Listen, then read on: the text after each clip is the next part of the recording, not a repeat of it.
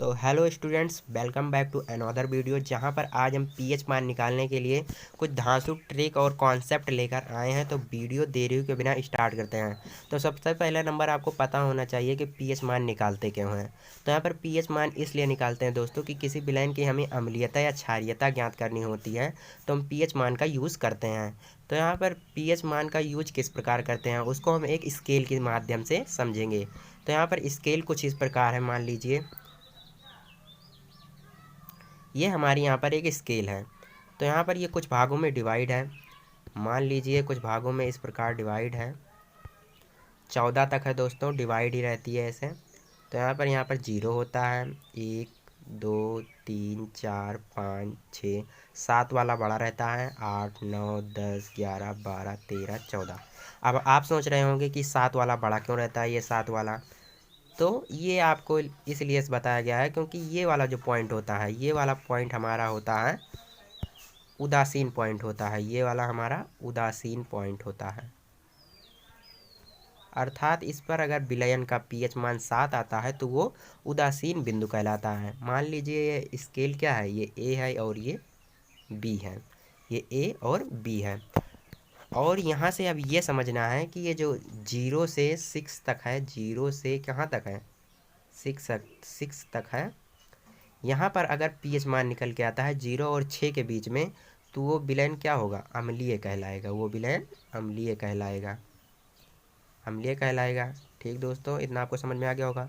और अगर 8 से 14 के बीच में है, तो यहाँ पर हमारा विलयन क्या कहलाएगा, क्षारीय कहलाएगा।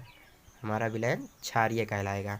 अब आप अगर ये देखेंगे ए नंबर और बी नंबर, यहाँ पर आप ट्रिक भी लगा सकते हैं। ए फॉर क्या होता है, ए फॉर हमारा एसिड होता है। ए फॉर क्या होता है, एसिड।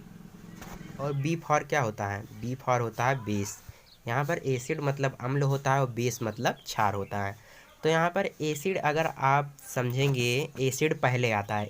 एसिड क्या हो गया, ए और बी। ए और बी में ए पहले आ गया। आप इसको एक चित्र के माध्यम से दिमाग में बैठा लीजिए। यहाँ पर ए पॉइंट है और यहाँ पर बी पॉइंट है। तो यहाँ पर ए जब आपके दिमाग में आ जाएगा तो वहाँ पर आपको मिल जाए कि ए से क्या होता है, एसिड होता है। तो एसिड जब हो गया तो आपको ये पता चल जाएगा कि अगर 0 से 6 के बीच में आ गया तो हमारा विलयन कैसा होगा, अम्लीय होगा। ये आपको दिमाग में ही सब हल कर लेना है। और अगर बी आपको मिलता है तो बी फॉर बेस हो जाएगा। आप उधर चले जाइएगा फिर 8 से 14 के बीच में, तो 8 से 14 के बीच में क्या हो जाएगा, विलयन हमारा क्षारीय हो जाएगा। तो आपको ये दिमाग में बैठा लेना है ए और बी को। तो यहाँ पर अगर अब मान लीजिए उदासीन बिंदु कब होगा, अगर किसी विलयन का पीएच मान 7 आता है दोस्तों, विलयन का पीएच मान 7 आता है तो हमारा विलयन क्या होगा, होगा उदासीन होगा दोस्तों, उदासीन होगा। और उदासीन जो होता है, हमारा रक्त का पीएच मान क्या होता है, 7 होता है। रक्त का पीएच मान क्या होता है, 7 होता है। और हमारे शुद्ध जल का पीएच मान भी 7 होता है। तो वहाँ पर वो सब क्या है, वो सब उदासीन ही तो हैं। तो ये जो दोनों उदाहरण बताए, इसी प्रकार और भी उदाहरण हैं।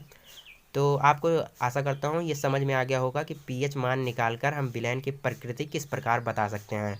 तो यहाँ पर एक बार और समझ लेते हैं। अगर 0 से 6 के बीच में आ गया, 0 से 6 के बीच में आ गया तो अम्लीय। और अगर 8 से 14 के बीच में आ गया तो क्या हो जाएगा, क्षारीय हो जाएगा। और अगर 7 आ गया तो हमारा उदासीन हो जाएगा।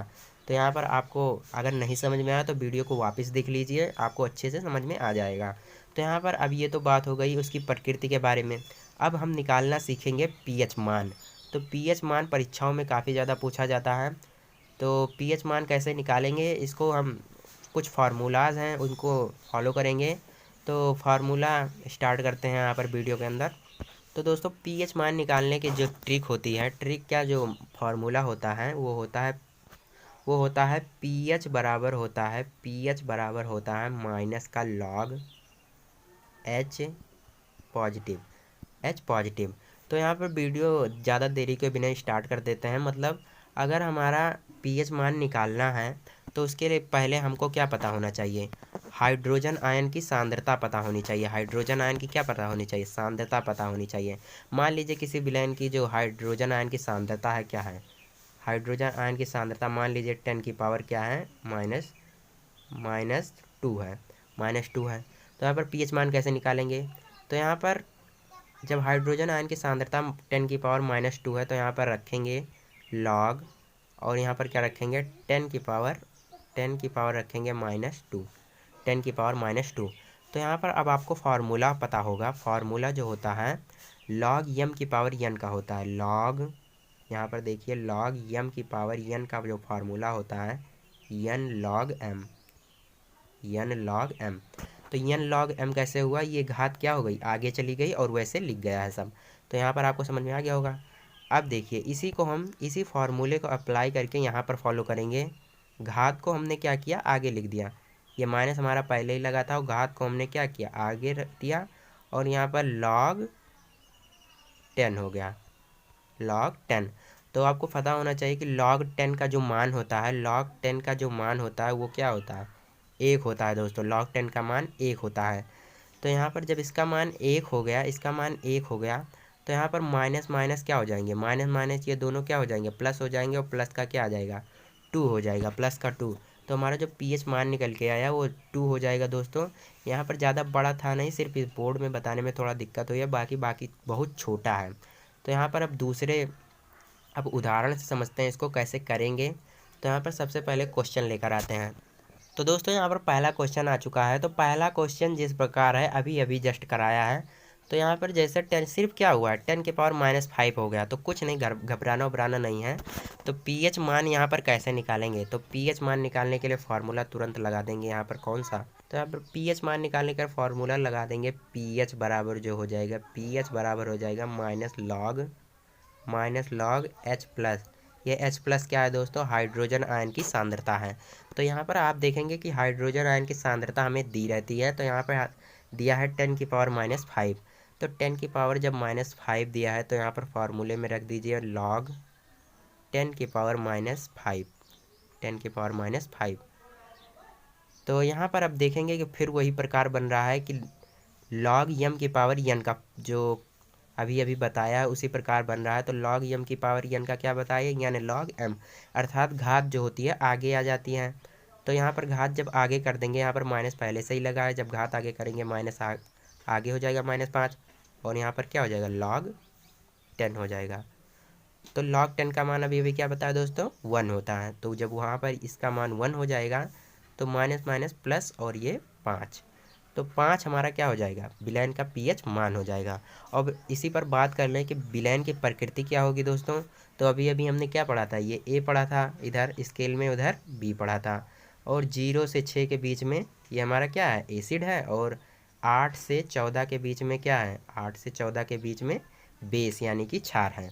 तो यहाँ पर 0 से 6 के बीच में आया तो क्या है, एसिड है, अर्थात क्या है, अम्लीय है। प्रकृति की बात करेंगे दोस्तों तो ये अम्लीय है। तो आशा करता हूँ आपको समझ में आ गया होगा एकदम अच्छी तरीके से विलयन का pH मान क्या है और यहाँ पर विलयन की प्रकृति क्या है। तो यहाँ पर अब आंसर देख लेते हैं। बी पॉइंट जो इसका राइट ऑप्शन हो जाएगा दोस्तों, बी पॉइंट इसका राइट ऑप्शन हो जाएगा। तो यहाँ पर दूसरा क्वेश्चन दूसरे कॉन्सेप्ट से है, दूसरे फार्मूले से है, तो उसको समझेंगे अब। तो दोस्तों यहाँ पर दूसरे क्वेश्चन की बात करें तो दूसरा क्वेश्चन यहाँ पर हमारा हाइड्रोजन आयन की सांद्रता ना देकर क्या दिया है, हाइड्रोक्साइड आयन का सांद्रता मतलब सांद्रण दिया है, वो भी 10 की पावर -8। तो यहाँ पर हाइड्रोजन आयन की सांद्रता नहीं दिया है, तो इसका फार्मूला जो होता है वो दूसरा होता है दोस्तों। तो यहाँ पर दूसरा फार्मूला जो है वो होता है हाइड्रोजन आयन की सांद्रता, हाइड्रोजन आयन की सांद्रता गुणे हाइड्रोक्साइड आयन की सांद्रता बराबर क्या होता है, वो जो हमारी स्केल नहीं थी उसी की पावर जो था 10 की पावर मतलब -14 तक था, तो वहाँ पर 10 की पावर -14 हो जाता है। तो यहाँ पर इस फार्मूले के उपयोग से हम क्या ज्ञात करते हैं, तो यहाँ पर हाइड्रोक्साइड आयन की सांद्रता का मान रखकर यहाँ से हाइड्रोजन आयन की सांद्रता का मान निकाल लेते हैं। तो जब हाइड्रोजन आयन की सांद्रता का मान निकाल लेंगे तो आप फार्मूला लगा देंगे कि pH बराबर क्या हो जाएगा, pH बराबर -log H पॉजिटिव। यही फार्मूला लगाकर हाइड्रोजन आयन की सांद्रता का मान रखकर pH का मान निकाल लेंगे। तो यहाँ पर उसके लिए हमको पहले क्या निकालना पड़ेगा, हाइड्रोजन आयन की सांद्रता। तो यहाँ पर इस फार्मूले से अगर हम देखेंगे तो हाइड्रोजन आयन की सांद्रता को हम निकालेंगे कैसे, यहाँ पर हाइड्रोजन आयन की सांद्रता लिखेंगे गुणे OH का मान, यहाँ पर हाइड्रोक्साइड आयन का सांद्रता क्या दिया है दोस्तों, 10 की पावर -8, 10 की पावर -8, यहाँ पर 10 की पावर -14, 10 की पावर -14।